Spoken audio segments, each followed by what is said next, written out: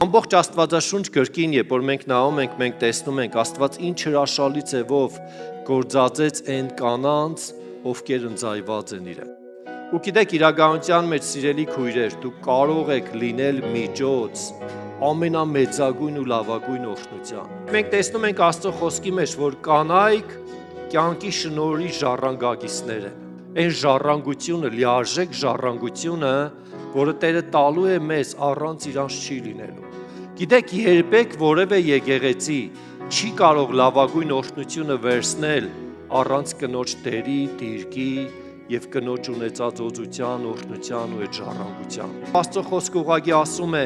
Աստված տգարներին ընտրեց, որպեսի հզորներին ամաչեցնի։ Այո, Աստված քույրերին ընտրեց, որպես շատ ու շատ զորավոր կարծողներին ամաչեցնի։ Մեր ժամանակների մեջ պատերազմը հաղթում են այն հոգևոր կանայք, ովքեր աղոթքով կանգնած են, ովքեր աղոթքի միջոցով կանգնած են հոգևոր պայքարի ու պատերազմի մեջ։